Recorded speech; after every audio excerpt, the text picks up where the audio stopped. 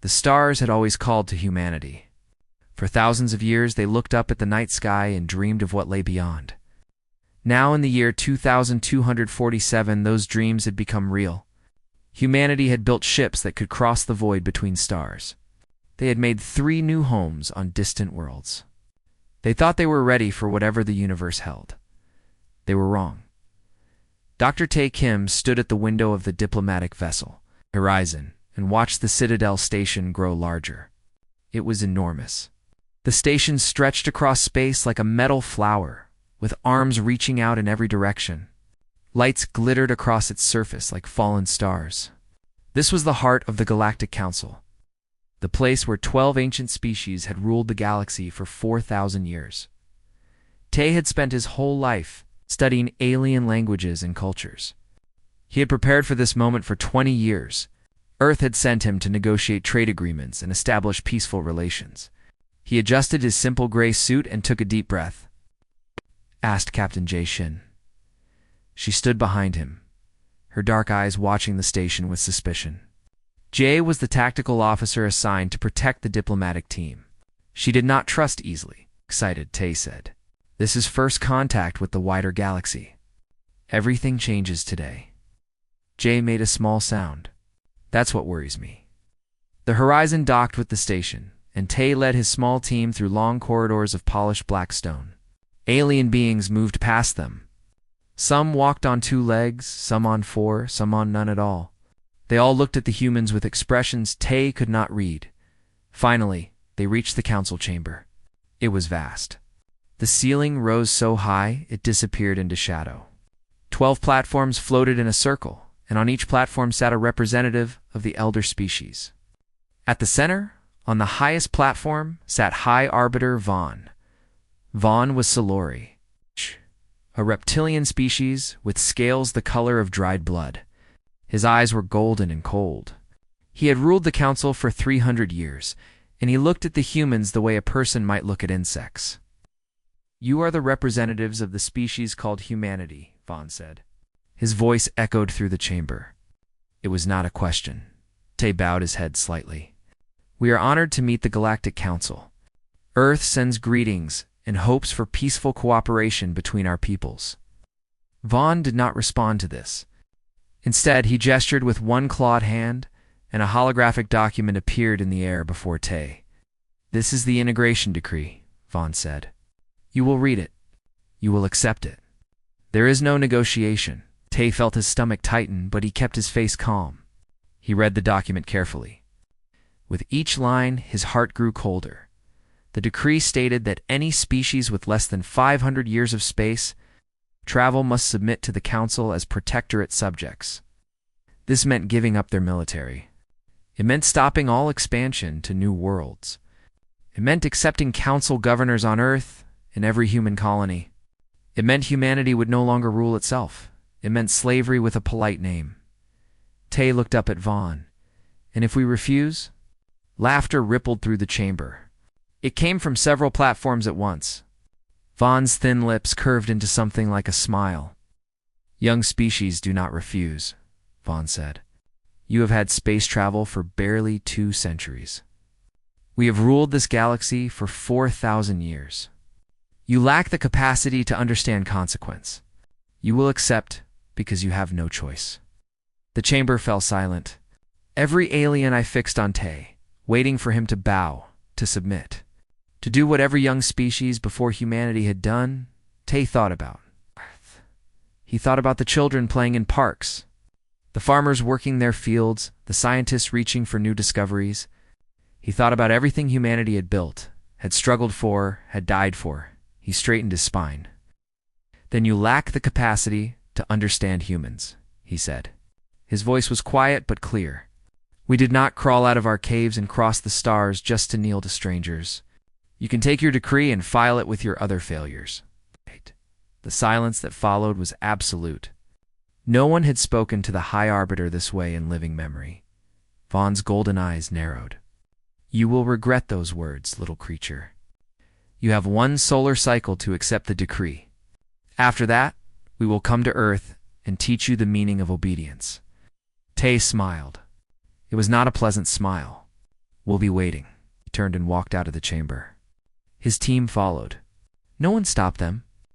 Perhaps the council was too shocked to react.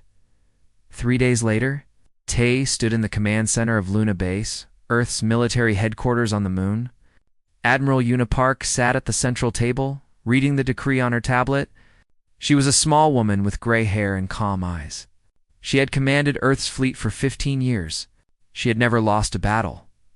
Around her sat the War Council. General Dehan, commander of ground forces. Engineer Hannah Cho, head of weapons development.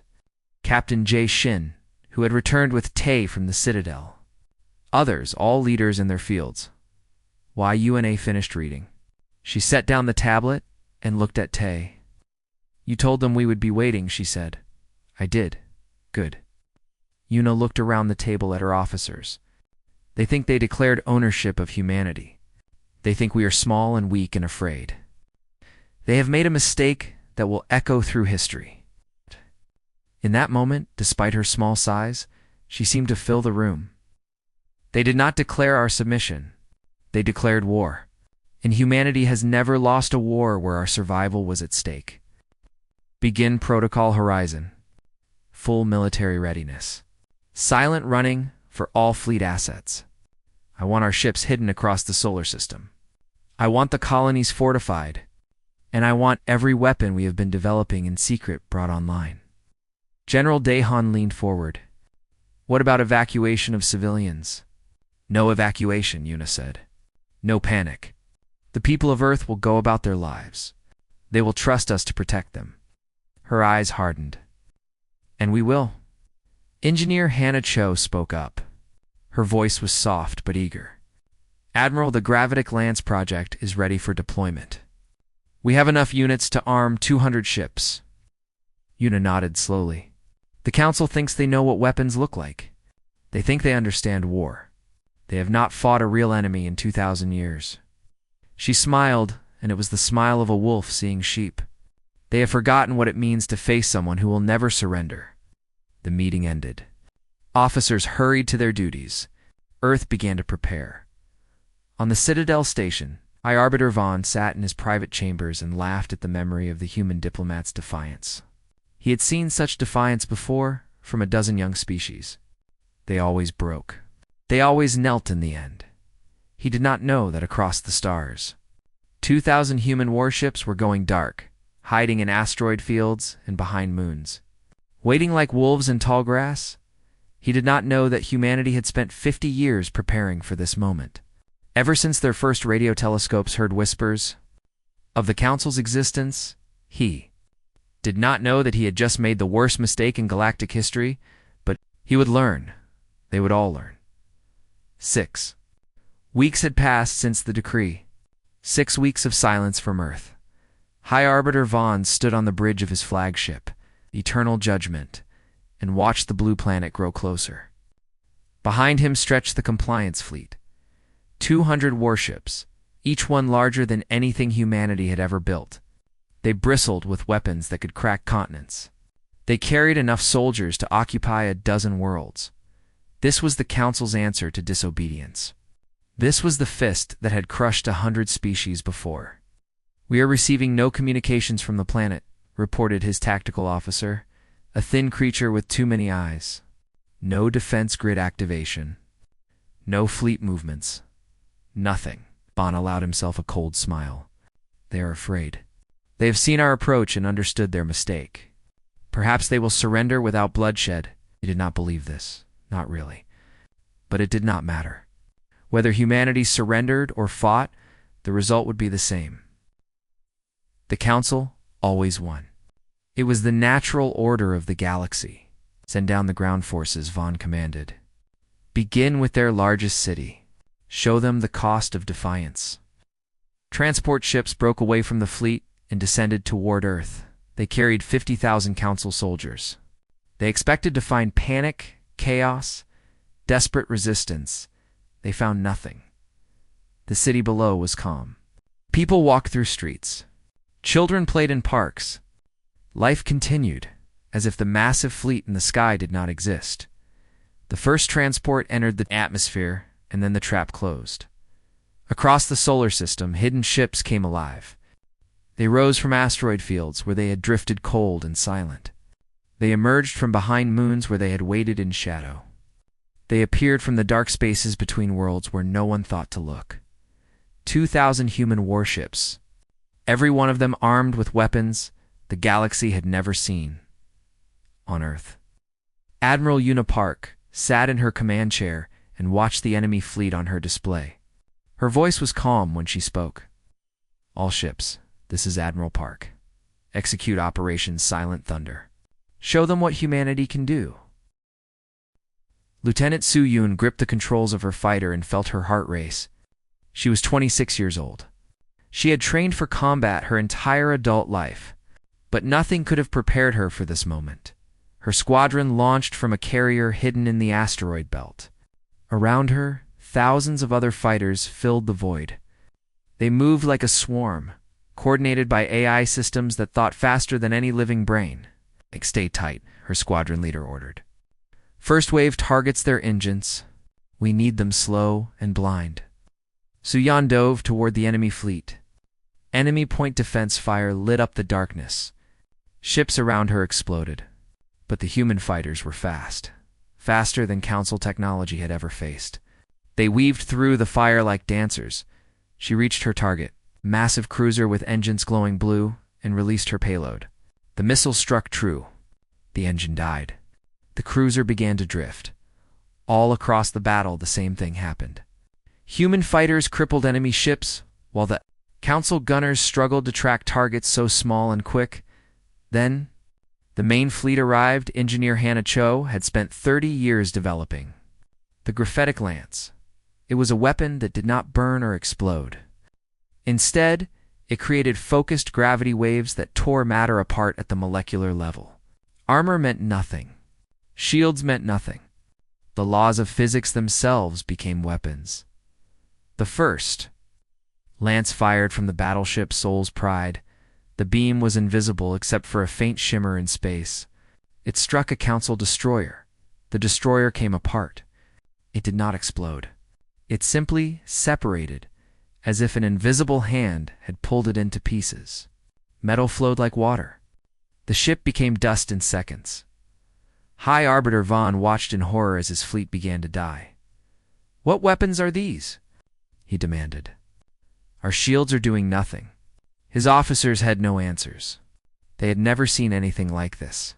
The Council had ruled through superior technology for 4,000 years. They had always been ahead. It's always been stronger. Now they faced something they could not understand. The human fleet moved with terrible precision. They did not fight like the Council expected. They did not form battle lines and exchange fire. Instead, they struck from every direction at once. They targeted engines first, then weapons, then command centers. They moved constantly, never staying in one place long enough to be targeted. General Dahan had called it the Hornet Doctrine. You could not swat 1,000 hornets at once. By the time you killed one, 10 more had stung you. The compliance fleet tried to regroup. They tried to retreat. But the human ships were faster, and they had planned for this. Every escape route was blocked. Every formation was broken before it could form. The battle lasted 11 minutes. When it ended, 200 Council ships had been destroyed or captured. The transports that had descended toward Earth surrendered without firing a shot. Their soldiers, trained to crush primitive species, found themselves prisoners of an enemy that should not have existed. 0 human casualties. On the Citadel station, Counselor Mira watched the battle feed with wide eyes. She was young for a Council member, barely a century old. She had always had doubts about how the Council treated younger species. But she had never imagined this. As they were hiding, she whispered to herself, "They knew we were coming. They let us come." Cider, an older counselor, shook his head. "Impossible. No young species has ever resisted the compliance fleet. They must have had help. Someone gave them these weapons." But Mira knew that was not true. She had studied humanity. She had read their history. She had seen how they fought their own wars, how they never gave up, how they turned every disadvantage into a weapon. They had not received help. they had prepared. For decades, they had watched the stars and known that someday, someone would come to take their freedom. And they had decided, long before the council even knew they existed, that they would never let it happen. They weren't hiding in fear, Myra said softly. They were waiting for us to come to them. They wanted us in their territory. They wanted us overconfident. She thought of High Arbiter Vaughn's laughter when the human diplomat had refused the decree. He was not laughing now.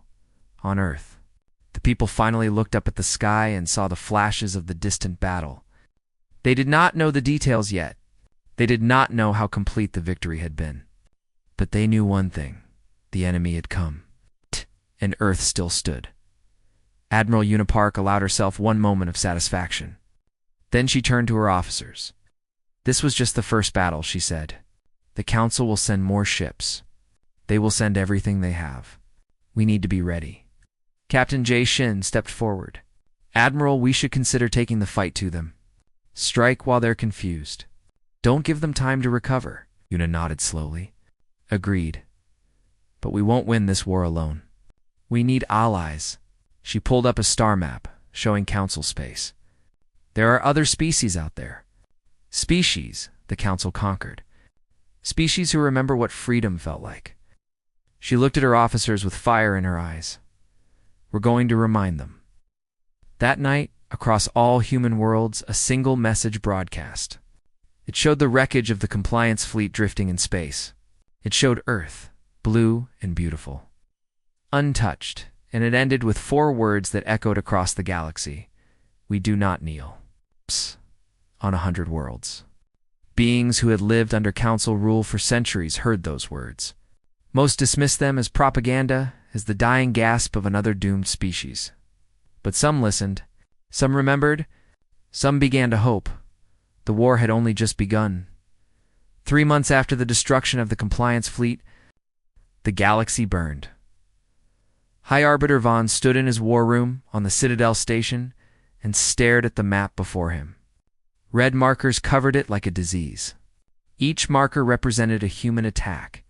Each marker represented another Council defeat. This is impossible, he said, his voice barely above a whisper. They are one species. One small species from one small world? How are they doing this? His advisors had no answer. None of them understood what was happening. Humanity had not waited for the Council to strike again. Instead, they had attacked first. And they had attacked everywhere.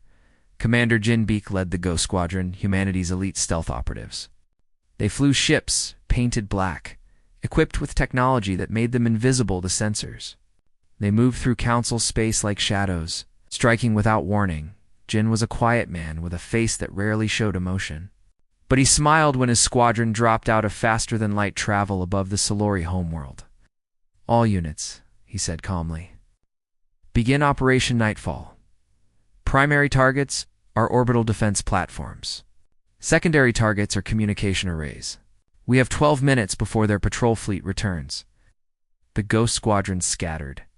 Their ships were small and agile, built for speed rather than firepower. They carried specialized weapons, designed to disable rather than destroy. The Salarai had ruled the Council for 4,000 years. Their homeworld was supposed to be untouchable. It had defenses built over centuries, shields that could stop asteroids, weapons that could crack moons. The Ghost Squadron destroyed the defense grid in 9 minutes. They did not kill anyone. They did not need to. They simply proved that they could. They showed the Solori that their greatest fortress was made of paper. Then they vanished into the dark. When High Arbiter Vaughn received the report, he threw his tablet across the room at the same time. Captain Jay Shin led her fleet in Operation Scattered Stars, 40 Council shipyards across 12 star systems. Each yard was building warships to send against Earth. Each yard had its own defense fleet. Jay hit them all at once. The key, she explained to her officers before the operation, is speed. We don't need to destroy everything. We just need to break their ability to build. Target the construction facilities. Target the fuel reserves. Target the command centers. Then leave before their reinforcements arrive. Her fleet split into 40 strike groups. They jumped into enemy systems simultaneously, timed to the second. They struck hard, fast, and without mercy. In 4 hours, the Council lost 60% of its shipbuilding capacity. General Dehan coordinated the ground campaigns. He did not send human soldiers to die on alien worlds. Instead, he sent something more powerful: hope. He broadcast messages to the species the Council had conquered. He showed them the videos of the Compliance Fleet's destruction. He told them the truth. "You are not alone," his message said. "For thousands of years, the Council has told you that resistance is impossible." They lied. "We resisted, we won, and we will win again. Join us, and your worlds will be free. Stay silent, and nothing will change. The choice is yours." The Council had controlled information carefully. They did not allow conquered species to communicate freely. They kept them isolated, afraid, convinced that they were too weak to fight back. General Dehan's broadcasts shattered that isolation. On the planet Keth Prime, a species called the Vorn had served as slave soldiers for the Council for 3 centuries. They were strong, built for war, but they had been broken, their spirits crushed. A young Vorn named Keth, named after his homeworld, as all slave soldiers were heard General Dehan's message. He had been preparing to board a transport that would take him to fight against humanity. Instead, he turned to his fellow soldiers. "They want us to die for them," he said. "They want us to kill beings who only want to be free. Beings like us." He raised his weapon. "I say no. I say we remember who we were before the chains." The rebellion started that night. Within a week, Keth Prime had broken free of Council control. It was not the only world across Council space. Uprisings erupted. Species who had been silent for centuries suddenly found their voices. They attacked Council governors. They seized weapons. They broadcast their own messages of defiance. Dr. Tae Kim had been assigned to coordinate with these rebellions. He worked without sleep, answering calls from a dozen alien leaders, helping them organize, giving them tactical advice. "You need to unite," he told them. "Alone, you can be crushed. Together, you are unstoppable. Humanity will stand with you. But this must be your fight as much as ours." High Arbiter Vaughn called an emergency session of the Council. He stood before the other representatives, his scales flushed dark with rage. "They are not just attacking our fleets," he said. "They are attacking our entire system. They are turning our subjects against us. They are using tactics we cannot predict, strategies we cannot counter." An elderly counselor spoke up. "These tactics, they are dishonorable. They do not face us in open battle. They hide and strike from shadows. They spread lies to our subjects." "They are effective," another counselor replied. "Honor matters little when your empire is burning." Vaughn slammed his fist on his platform. "Then we must respond with overwhelming force. We will gather every ship we have. We will crush Earth and end this threat once and for all." Counselor Myra stood. She rarely spoke in sessions, but now her voice carried through the chamber. "High Arbiter, we have tried force. We have failed. Perhaps we should consider—" "Consider what?" Vaughn interrupted. "Negotiation. Surrender. We have ruled this galaxy for 4,000 years. We will not kneel to creatures who discovered fire 5 minutes ago." Mira sat down. She said nothing more. But in her private quarters that night, she opened a secure channel and sent a message to a contact she had cultivated in secret. The message reached Dr. Tae Kim 3 days later. "I want to help," it said. "Tell me what you need." Lieutenant Su Yoon flew escort duty above a world called Thesa. It was a small planet, home to a gentle species the Council had used for labor. Humanity had helped liberate it a week ago. Now, Su Yun's fighter circled the main city. She saw something that made her heart swell. The people of Thesa had built flags. They did not know what Earth's flag looked like, so they had made their own versions. Some had blue circles for Earth, some had stars. Some just had the words "We do not kneel" written in their own script. They waved these flags at her fighter as she flew past. Children pointed at the sky. Adults stood with tears in their eyes. Squadron leader Tu Yan, her radio crackled. What's your status? Su Yun blinked away moisture from her own eyes. All clear, leader. The city is celebrating. Copy that. Return to formation when ready. Chu Yung took one more pass over the city. She dipped her wings in salute to the beings below. They cheered. She realized something then. This war had started because the Council wanted to enslave humanity, but it had become something bigger. It was not just humanity's fight anymore. It was a fight for every species that had ever been told they were too small to matter. Back on the Citadel station, High Arbiter Vaughn finalized his plans. The Grand Armada would consist of 5,000 ships, every warship the Council could gather. It would be the largest fleet in galactic history. "You cannot stop this," he told his admirals. "No species could. We will burn Earth to ash and salt the ground where their cities stood. Then we will crush every rebellion, execute every traitor, and restore order to the galaxy." His admirals saluted. The orders went out.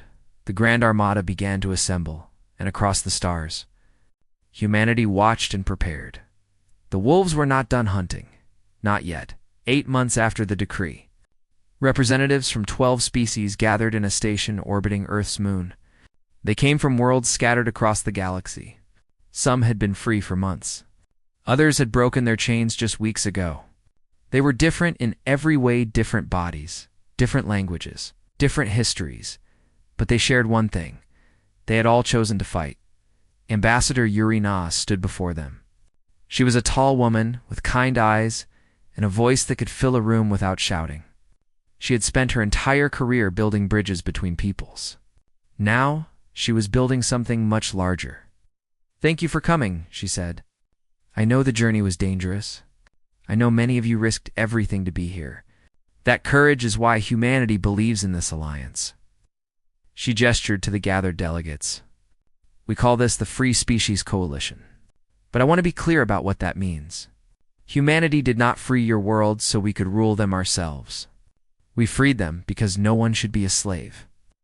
A delegate from the Vorn species stood. It was Keth, the same soldier who had started the rebellion on his homeworld. He had become a leader of his people. "You ask us to fight alongside you?" Keth said. His voice was deep and rough. "My people have been soldiers for the Council for 300 years. We know war. We know sacrifice. But we need to know what happens when this ends. Will humanity be our new master?" The chamber fell silent. It was the question everyone wanted to ask. Yuri Na met Keth's eyes without flinching. "When this ends, you will choose your own future. Every species in this coalition will be sovereign. You will make your own laws, choose your own leaders, build your own destiny. Humanity will stand with you as allies, never as rulers." I cannot prove this with words. I can only prove it with actions. Watch what we do. Judge us by our deeds. And if we ever break this promise, you have every right to turn against us. Keth studied her for a long moment. Then he nodded slowly. "The Vorn will fight," he said. "We will see if humanity keeps its word." One by one, the other delegates voiced their support. The Free Species Coalition was born. Far across the galaxy, the Grand Armada completed its assembly. 5,000 warships gathered at the edge of Council space. They represented the combined military might of 12 ancient species. Nothing like this fleet had existed in galactic history. High Arbiter Vaughn stood on the bridge of his new flagship, the Absolute Decree. It was 3 times larger than his previous ship. Its weapons could devastate continents. Its shields could withstand anything, or so he believed. "The fleet is ready, High Arbiter," his admiral reported. "We can begin the journey to Earth." Vaughn stared at the stars ahead. Somewhere out there, the humans waited. He imagined their fear. He imagined their desperation. He imagined the moment he would watch their world burn. "Again," he said. The Grand Armada jumped into faster-than-light travel, a wave of fire racing toward Earth. But, Counselor? Mira had kept her promise. Dr. Tae Kim received her transmission 3 hours before the Armada departed. It contained everything. The fleet composition, the route they would take, the formation they would use. It was the most valuable intelligence in the history of warfare. She's risking her life sending this, Tay told Admiral Unipark. If they find out, they'll execute her. Una studied the data. Then we need to make sure her sacrifice means something. She began issuing orders. Contact all coalition forces. I want every ship we have at the Cora Nexus in 48 hours. The Cora Nexus was a region of space where several hyperspace routes crossed. Any fleet traveling from Council space to Earth had to pass through it. It was the perfect place for an ambush. The coalition fleet gathered. Humanity contributed 800 warships, including the newest vessels equipped with gravitic lances. The Vorn sent 200 heavy cruisers crewed by warriors eager to fight their former masters. Other species contributed what they could. Some only sent a handful of ships, but they sent them with pride. In total, 1,500 ships waited at the Cora Nexus. They faced an enemy more than 3 times their size. Lieutenant Su Yen sat in her fighter's cockpit and watched the coalition fleet take formation around her. She had never seen anything like it. Ships of every shape and size, from a dozen different species, all flying together. You scared? Her wingman asked over the radio. Su Yan thought about it. No, she said finally. I'm proud. Look at what we built. A year ago, most of these species had never even heard of each other. Now they're fighting side by side for freedom. It's a nice thought. Hold on to it when the shooting starts. The Grand Armada dropped out of faster-than-light travel and found the coalition waiting. Hi, Arbiter. Vaughn stared at his display in shock. How did they know? How are they here? No one answered. It did not matter anymore. Admiral Unipark's voice broadcast across all coalition channels. All ships. This is Admiral Park. Today we face the largest fleet in galactic history. They expect us to run. They expect us to break. They are wrong. Today we show them what freedom looks like. All ships engage. The battle began. It was chaos. Thousands of ships firing at once. Explosions blooming across the void. Fighters weaving between capital ships. The darkness lit up like a violent sunrise. The gravitic lances struck first, tearing holes in the Council formation. Vorn cruisers charged into the gaps, their heavy guns blazing. Smaller coalition ships darted around the edges, picking off stragglers and disrupting enemy coordination. But the Grand Armada was massive. For every ship the coalition destroyed, 2 more took its place. The battle became a grinding war of attrition. Admiral Unipark commanded from her flagship, the Soul's Dawn. She directed her fleet like a conductor leading an orchestra, finding weaknesses, exploiting mistakes, keeping her forces coordinated. Focus fire on their command ships, she ordered. Kill their admirals, and their fleet falls apart. The Council battleship broke through the coalition line and opened fire on the Soul's Dawn. The first shot crippled the port shields. The second destroyed 2 decks. Fire spread through the corridors. Admiral, we need to retreat. Her first officer shouted. Why? UNA watched the battle on her display. The coalition was holding, but barely. If her flagship retreated, morale would break. The fleet would scatter. It's no retreat, she said. All power to forward weapons. We take that battleship with us if we have to. The Soul's Dawn charged directly at the Council vessel. Both ships fired everything they had. At point-blank range, the gravitic lance punched through the enemy's armor and tore its reactor apart. The battleship exploded. The Soul's Dawn drifted through the debris. Badly damaged, but still alive. Across the battlefield, coalition ships rallied. They had seen their admiral's courage. They had seen that humans kept their promises, even unto death. They fought harder. The battle lasted 9 hours. 9 hours of fire and death and desperate courage. But slowly, inevitably, the tide turned. The Council fleet began to break. Ships retreated. Formations collapsed. Admirals who had never known defeat suddenly discovered the taste of fear. 3,200. Council ships were destroyed. Another 1,000 surrendered or fled. The rest scattered into the void. It's broken and beaten. The coalition had won. High Arbiter Vaughn escaped on a fast cruiser. His flagship destroyed, his armada shattered. He said nothing during the retreat. He simply stared at the stars and wondered how everything had gone so wrong on the Soul's dawn. Admiral Una Park sat in her damaged command chair and allowed herself one moment of relief. Medics treated burns on her arms. Warning lights flashed across her bridge, but they had one. Against impossible odds, they had one. Dr. Tae Kim's voice came over the radio. Admiral, the Council's main fleet is destroyed. Their shipyards are gone. Their subjects are in rebellion. What do we do now? Una looked out at the stars. Somewhere out there, the Citadel station waited. Now she said, "We finish this." 1 year after the decree, the Coalition fleet surrounded the Citadel station. Dr. Tae Kim stood on the bridge of a transport ship and watched the massive structure through the viewport. The last time he had been here, he had been a diplomat hoping for peace.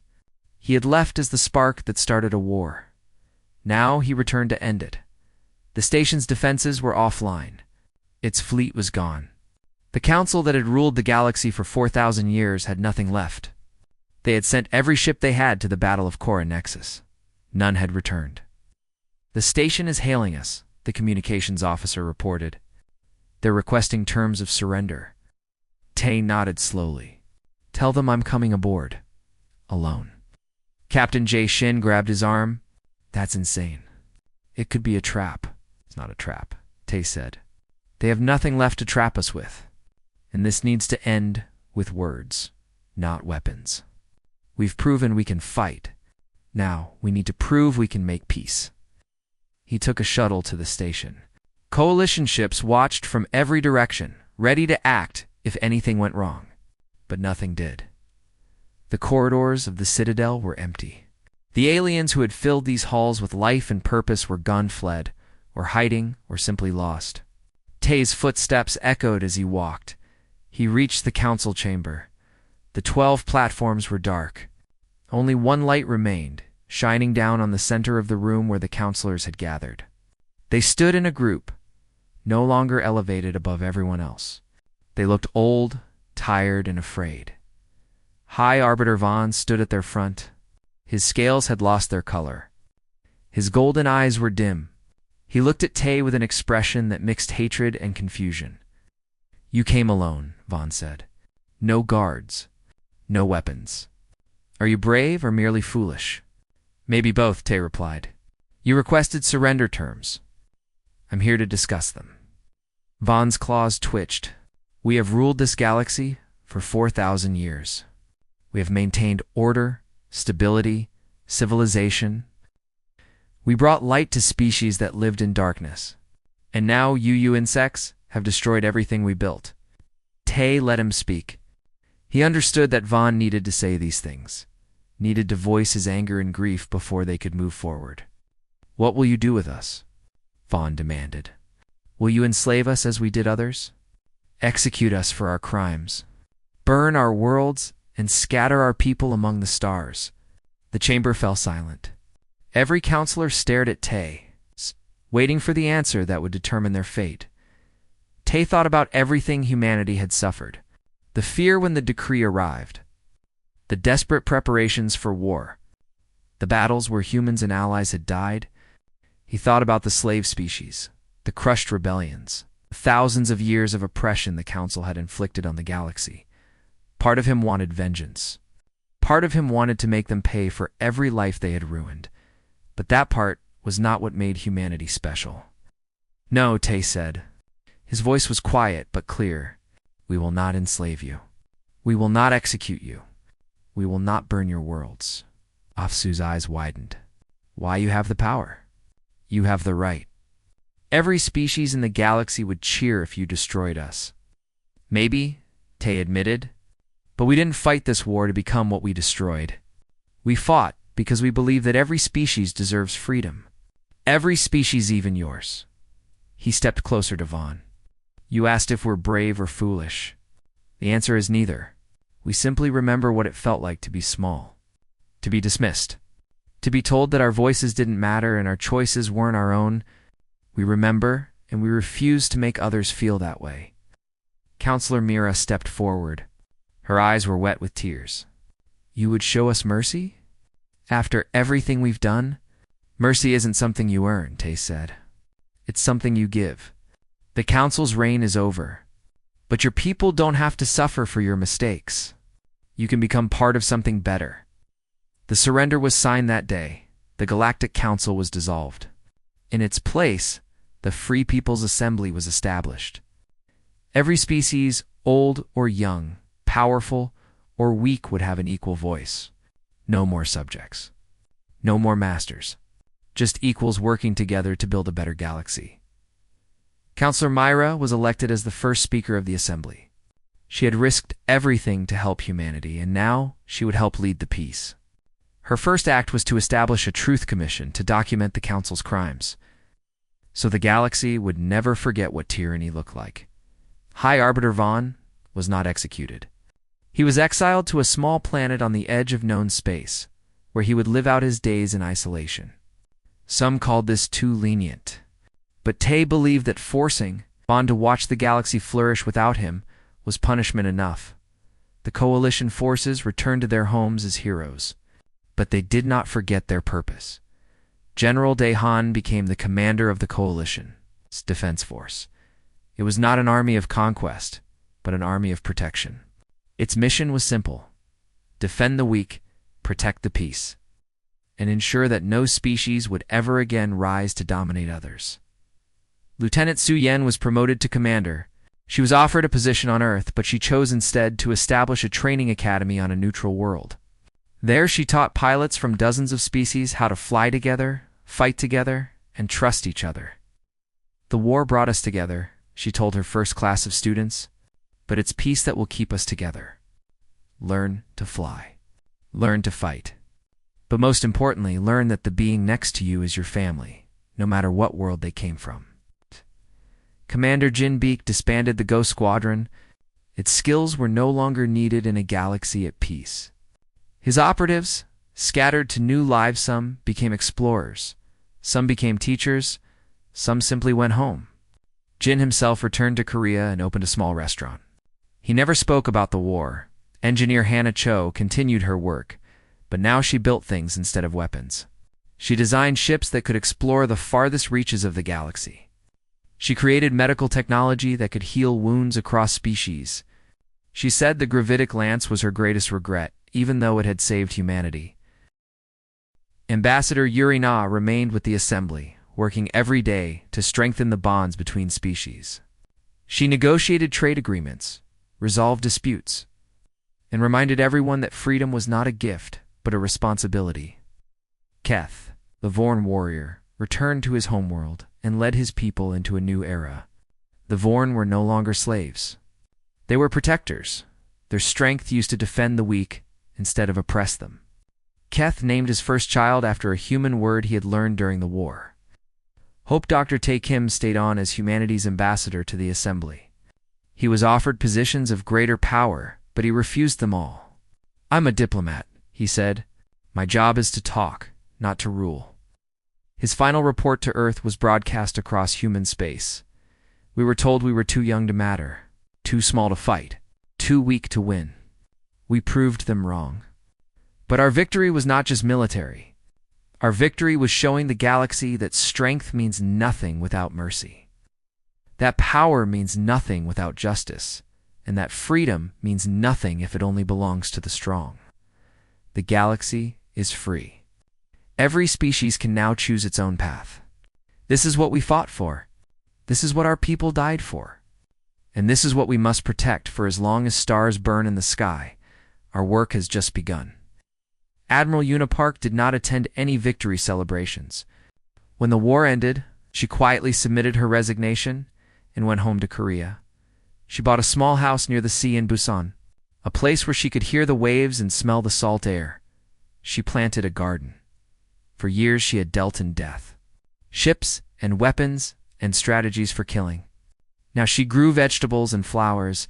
She watched the sun rise over the ocean. She slept without nightmares for the first time in decades. Sometimes old friends visited. Tay came once a year, bringing news from the assembly. Jay stopped by when she could, though her duties kept her busy. They sat on Yuna's porch and drank tea and talked about everything except the war. One evening, a young journalist came to interview her. The journalist wanted to know what drove humanity to fight. What made them different from the species that had surrendered before? Yuna thought about the question for a long time.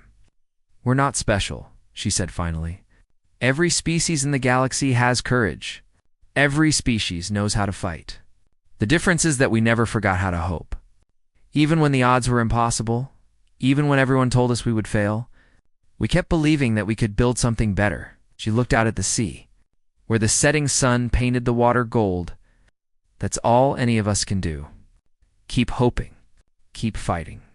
Keep believing that tomorrow can be better than today." On a distant world at the edge of the galaxy, a child from an alien species sat on her mother's lap and looked up at the stars. She had been born after the war, in a time of peace her parents could never have imagined. "Mother," she asked, "who are the beings who freed us?" Her mother smiled and pointed at a small, faint star barely visible in the night sky. "They are called humans," she said. "They came from a little world around that star. They were small once, like us. They were told they didn't matter, that they were too weak to fight. What happened to them?" The mother held her daughter closer. "They proved everyone wrong. They stood up when no one else would. They freed our world and 100 others. They showed us that being small doesn't mean being weak." The child watched the distant star with wonder. "Will I ever meet a human? Perhaps someday. They are our friends now, our allies. They helped us become free, and now we build the future together. I want to be brave like them when I grow up." Her mother kissed the top of her head. "You already are, little one. You already are." Above them, the stars shone bright. Somewhere out there, ships from a dozen species traveled peaceful routes. Worlds that had known only fear now knew hope. Children who would have been born into slavery now dreamed of futures without limits. The galaxy was free, and it had all started because one small species refused to kneel.